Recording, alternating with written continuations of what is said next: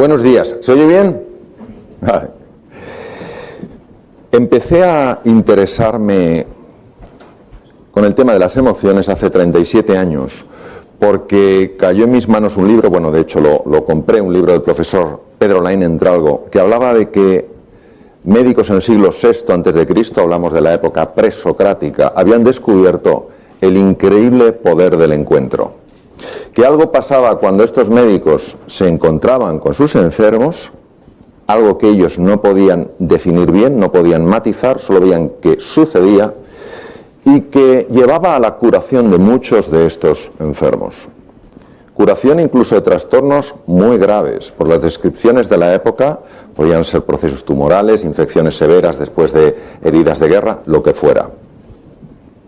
Claro, cuando yo entro en la Facultad de Medicina después de leer esto, supongo que me van a hablar de la importancia de las emociones cuando tú tienes delante un enfermo.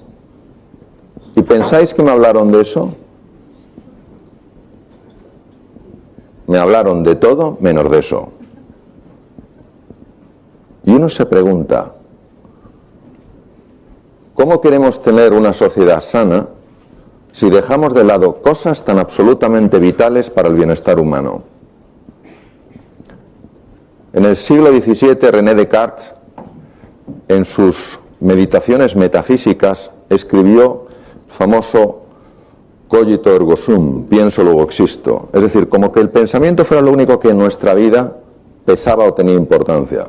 Las emociones, el cuerpo, quedaban relegados a un segundo plano. Y ahora me gustaría que cada uno hiciéramos una breve reflexión interior. ¿Pensáis que esto es así? Nadie niega la importancia de Descartes en la filosofía y en el pensamiento. Lo que estamos hablando es de si esto tiene sentido o no. Nos olvidamos del mundo emocional, como si no existiera. Y sabemos todos, no porque alguien nos lo diga, sino porque nosotros lo vivimos, que con las emociones se generan las paces y se generan las guerras. Lo que vamos a ver aquí juntos es cómo las emociones afectan al proceso educativo. Y como soy un afortunado teniendo la opción de estar junto a vosotros y a vosotras, necesito expresar mi agradecimiento a la Fundación Botín, a todos los integrantes, porque mi experiencia siempre ha sido maravillosa. Gracias por hacerlo todo tan sencillo y tan agradable. Javier, Íñigo, Fátima, todos. Y gracias a vosotros y a vosotras, sin duda, porque habéis encontrado un hueco para estar aquí. Uno de los maestros que tuve yo, David Perkins, que junto con Howard Gardner fueron los creadores de la teoría de las inteligencias múltiples, decía: en la vida las cosas no suceden nunca por deseos o con deseos, siempre suceden con inversiones. Cuando tú apuestas, como has comentado tú, Íñigo, cuando tú apuestas, del deseo no surge nada. Por eso la experiencia emocional de enseñar y aprender. Y voy a ser provocativo en el sentido, creo, hermoso de la palabra. Y lo primero es un reconocimiento. Es mi reconocimiento a todos vosotros y a todas vosotras, porque el proceso educativo, siendo el más importante de todos los procesos que hay en la sociedad, a veces es el menos valorado. Es una sociedad profundamente incoherente y profundamente inauténtica, donde habla de la importancia de la educación y ves que muchas veces se destinan muchos más fondos a verdaderas tonterías que no al proceso educativo. Por tanto, mi reconocimiento. Y mi reconocimiento también de que en el proceso educativo estamos todos. Cuando uno coge con un dedo y señala a una escuela y dice: es que no sabéis enseñar, tenemos que recordar a Gandhi, que decía: cuando señalas a alguien con un dedo, recuerda que hay tres que te señalan a ti. En el proceso educativo estamos todos, estamos padres, estamos profesores, estamos todos. Por tanto, la reflexión y la provocación es al sistema educativo en su conjunto. Aquí no hay culpables, todos hemos de ser responsables de ver cómo podemos mejorarlo. Mirad, el factor humano es tremendamente complejo, por tanto no podemos dogmatizar sobre algo que es de tal dimensión, de tal hondura y de tal calado. Los enigmas los podrá resolver la ciencia, los misterios nunca los podrá resolver. Albert Einstein decía que ante un misterio hay que acercarse con humildad y fascinación. El ser humano no es un enigma, es un misterio. Por tanto, vamos a hablar de un misterio con la humildad que requiere hablar de misterios y vamos a reflexionar juntos. Varias preguntas. Primera pregunta, ¿por qué este niño,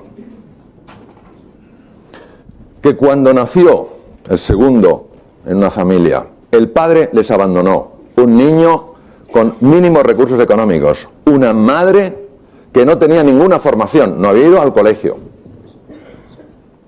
un niño que nació y vivió en Detroit? Yo he trabajado en Detroit, en el hospital Henry Ford, y sé la violencia de Detroit. Un niño considerado el tonto de la clase. Un niño que llegó a ser tan violento que en una ocasión cogió una navaja, llevado por un brote de ira, y le pegó un navajazo a su mejor amigo con la fortuna de que la navaja chocó con la villa del cinturón y se partió. Pero un niño que con la ayuda de un profesor y con la ayuda de su madre creyó en sí mismo, creyó en sus capacidades, creyó en sus talentos, y del creer se convirtió en el crear. Este niño, que no tenía futuro, es hoy en día el mejor neurocirujano infantil del mundo. El profesor Ben Carson, jefe de cirugía en la Johns Hopkins, en Baltimore, Maryland. La educación puede generar milagros. Ahora bien, esto se lo debo a Sir Ken Robinson, que ha hecho uno de los estudios más importantes que hay de creatividad en el mundo. Cuando los niños tienen entre 3 y 5 años de edad, si les sometes a un test de creatividad, el 98% lo pasan. Si tienen 8 o 10 años de edad, solo el 32% lo pasa. Si tienen entre 13 y 15, solo el 10% lo pasa. ¿Quién tiene aquí más de 15 años? Pues sabéis lo que nos toca. Es decir, algo en el proceso educativo que, repito, del cual formamos parte todos, va reduciendo la creatividad sistemáticamente. Y esto es una reflexión que todos como sociedad nos tenemos que hacer. No para acusarnos unos a otros, sino para unarnos un esfuerzo común para ver por qué sucede esto. Todas habéis oído hablar de un test que antes se hacía, que se llamaba test de cociente intelectual, le llaman de coeficiente intelectual, no es correcto, es de cociente intelectual, y que se suponía que cuando tú pasabas por este test, te ponían un sello, listo o lo otro. Esto no es fácil, porque en la vida que te pongan esto de no listo, imaginaros cómo se afecta. Hoy en día, el grupo que más sabe de inteligencia en el mundo probablemente sea los profesores Perkins y Garner. Solo el 8%, esto se ha oído decir varias veces a Daniel Goleman, solo el 8% del éxito en la vida, en un éxito, podemos decir, un poco normal, se debe al cociente intelectual. El 92% se debe a otra cosa. Siglo XVIII, Escocia, David Hume, filósofo. Todo ser humano nace como una tabula rasa, no tiene ningún conocimiento. Por tanto, la misión del proceso educativo es llenarle de conocimientos. ¿Esto qué significa? Que nos vemos unos a otros como cubos vacíos. Y si tú ves un cubo vacío, a llenarle. Y al final, ¿qué somos? Enciclopedias andantes. Qué curioso, también en el siglo VI antes de Cristo, un filósofo dijo lo siguiente: la mente, siglo VI antes de Cristo, presocráticos, la mente humana no es un cubo vacío que hay que llenar, sino un fuego que hay que encender. Hay niños que pasan por el proceso educativo y nadie ha detectado su talento fundamental y salen del proceso educativo pensando que no tienen talento ninguno. Y repito, en el proceso educativo somos parte todos, yo el primero. Por tanto, ¿cómo acceder a ese potencial? ¿Cómo acceder a ese talento que no ha aflorado? A esa energía que no ha despertado. Eso es lo que vamos a ver. Algunos de los caminos, algunas de las posibilidades, algunas de las alternativas. Teresa Maville, Universidad de Harvard, considerada en el mundo empresarial posiblemente una de las grandes referencias en estudios que asocian creatividad con otras cosas. Fijaros lo que Teresa Maville dijo: el deseo de hacer algo porque lo encuentras profundamente satisfactorio y personalmente desafiante inspira los mayores niveles de creatividad tanto en las artes como en las ciencias y en los negocios. Los estudios a lo largo de muchos años de Teresa han demostrado que la base para que aflore la creatividad es la motivación. La creatividad es hija de la pasión, no es hija del frío razonamiento, es hija de la pasión. Nos encargamos en el proceso educativo todos de favorecer que esa pasión se encienda, o pensamos que solo el frío razonamiento, el cogito ergo sum, pienso luego existo, es lo único que cuenta. Un esquema del cerebro humano. ¿Veis la corteza cerebral? Esa parte arrugada que tiene mucho que ver con los procesos de razonamiento, los procesos de negociación, los procesos de toma de decisiones. Y veis en el centro una estructura compleja de múltiples colores. Vamos a verla de manera tridimensional. Se llama sistema límbico. ¿Por qué se llama sistema límbico? Porque la palabra limbo quiere decir frontera a otro mundo y también anillo, viene del griego. El sistema límbico es igual al cerebro emocional. Vamos a ver la importancia que tiene que cuidemos la situación emocional de los pequeñitos, de los medianos y de los adultos, precisamente para que la corteza cerebral funcione bien y precisamente para que el proceso creativo aflore. Esto sí me gustaría que lo apuntarais, porque os voy a comentar las 6 motivaciones que hacen que todos los seres humanos hagamos absolutamente todo. La primera es una motivación que es aquella que nos conduce a buscar la seguridad. Tenemos una necesidad de seguridad y de control. Otra es la necesidad de sentirnos valorados, de sentir que contamos, de sentir que somos algo, de no sentirnos ninguneados. La otra motivación busca cubrir la necesidad de aventura, de desafío, de reto. La otra motivación busca cubrir la necesidad de pertenencia, de ser parte de un grupo. La quinta, de crecer, de aprender, de evolucionar. Y la sexta, de contribuir. Contribuir al bienestar de otras personas más allá de lo que eres tú, es decir, salirte de la dimensión del ego. Cuando un ser humano tiene cubiertas estas 6 necesidades, está emocionalmente equilibrado. Cuando no tiene cubiertas estas necesidades, está enajenado, y quiere decir fuera del eje, fuera del equilibrio. No todas pesan lo mismo. Las 6 hay que cuidarlas. Y no las cuidaremos si ni siquiera en nuestro lenguaje existen, si no pensamos que existan. Cerebro humano. Esto es una resonancia funcional magnética coloreada con el ordenador. ¿Qué sabemos en relación al cerebro humano? Sabemos, mirad, que cuando una persona, imaginaos un niño o un adulto, es igual, cuando una persona en un entorno académico, en un entorno educativo, se siente insegura, pasa algo en su cerebro radicalmente diferente a si se siente segura. Si una persona en un entorno educativo no se siente retada, pasa algo diferente a si se siente retada.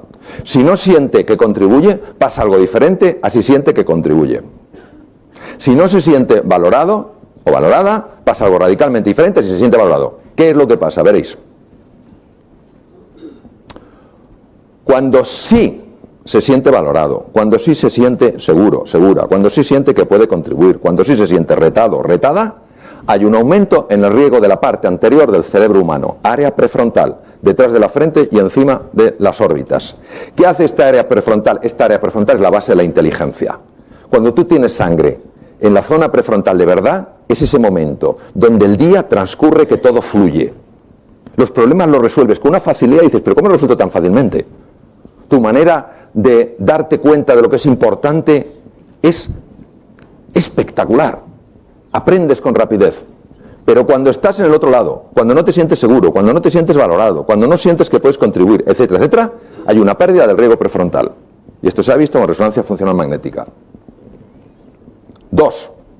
Cuando sí sientes que esas necesidades se cubren, esto que veis a la izquierda, las espinas dendríticas de Cajal, esos pinchitos que salen de las dendritas de las neuronas, aumentan en número. Estamos hablando de algo de tipo físico. ¿Para qué? Para que se conecten con más neuronas, fenómeno llamado neuroplasticidad. Es decir, la reinvención cerebral es una realidad, no solo en niños, sino también en adultos. Y la clave es el mundo emocional. Si tus necesidades las sientes cubiertas, te sientes desafiado y a la vez te sientes acompañado, lo cual te da seguridad, sabes que puedes contribuir, eres valorado, etcétera, etcétera, hay un aumento en la neuroplasticidad. No solo eso, hay un aumento en lo que se llama la neurogénesis. Lo que veis a la izquierda son células madre cerebrales, stem cells. Células madre cerebrales empiezan a emigrar a una estructura llamada el hipocampo, que es lo que tenéis a la derecha, y se transforman aproximadamente una media de 3 semanas en neuronas. ¿Qué hace esa estructura llamada hipocampo? Es básica en los procesos de aprendizaje. Y de eso va el sistema educativo, de aprender cosas valiosas, ¿no? Curioso, desencadenado por el mundo emocional. El cogito ergo sum se quedó corto. Somos mucho más que pensamiento. Sistema reticular activador ascendente. Damas que estáis aquí, levantar por favor la mano aquellas que alguna vez hayáis estado embarazadas. Y decidme ahora una cosa. Cuando os enterasteis que estabais embarazadas, ¿a que había más embarazadas por la calle? Caballeros y damas que estáis aquí, que os comprasteis un coche nuevo, una moto nueva, ¿verdad que cuando lo comprasteis empezasteis a decir, caray, desde que me lo he comprado se ha puesto en moda? Pues empiezas a verlo. Esto es el sistema reticular activador ascendente. Tú estás motivado y esto es como una luz que empieza a buscar. Albert Bandura, catedrático de Psicología en la Universidad de Stanford en San Francisco, demostró lo siguiente.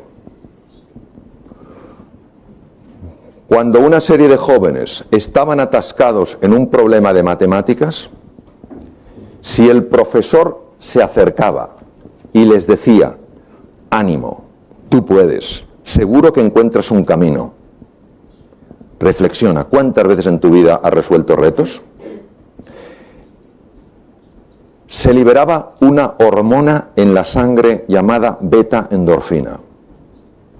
Pero si el profesor, en lugar de decirle a ese alumno atascado en el problema, le decía, estás atascadillo, ¿verdad? Si yo creo que tú no das la talla. No solo no subían los niveles de beta-endorfina, la beta-endorfina no aparecía, sino que subían los niveles de una hormona llamada cortisol. La beta-endorfina es una hormona que facilita el funcionamiento cerebral. El cortisol es la hormona del miedo. Precisamente bloquea el funcionamiento cerebral. Fijaros qué maravilla la capacidad de respuesta, es la responsabilidad que tenemos para transmitir a la gente su valor. Porque al fin y al cabo, y con esto termino, la calidad de la conexión emocional influye profundamente en el despliegue de la curiosidad y la fascinación que son necesarias para abrirse a nuevas experiencias de aprendizaje. Muchas gracias.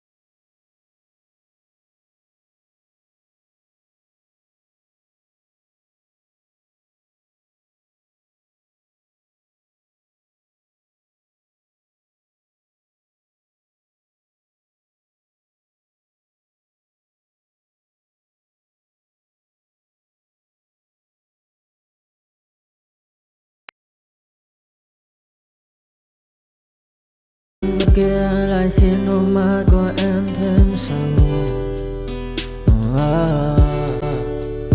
Vì sao em đi không để lại lý trí, chẳng để lại anh khi nước mắt còn rơi, còn rơi. Vì giờ em đã vội quên đi bao câu hứa mình còn cho nhau, quên đi bao nỗi đau mình dành. Vì giờ em đã vội quên đi những lời hứa ngày nào. Vì dòng nước mắt em đã vội rơi, anh không thể mãi anh như nên vào điên rồi.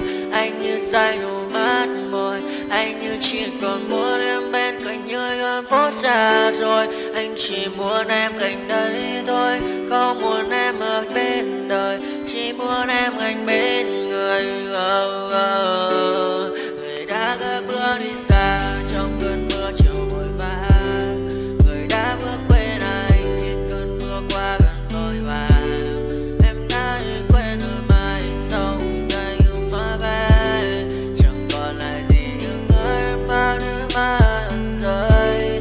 Em khiến con tim như trôi bay trong chiều thu đầy nắng, em khiến con tim như tan mưa trong chiều thu mát màng. Vì còn nhiều lắm những người vàng, nhiều lắm những nỗi vội vàng, nhiều lắm những cơn mưa em mưa ta bây giờ đơn vang. Không mơ không mai dừng sang nhờ đêm mai em còn thơ đôi hồng mai anh còn. Đời ta xưa ta chúng còn giữ nhau, chẳng để giữ lấy em khi cơn mưa về đến. Và chẳng cần nhau khi anh với em cùng một đêm trôi. Em ơi ta còn gì nữa đâu bằng cơn mưa ngày hôm qua, ta còn lại gì nữa đâu khi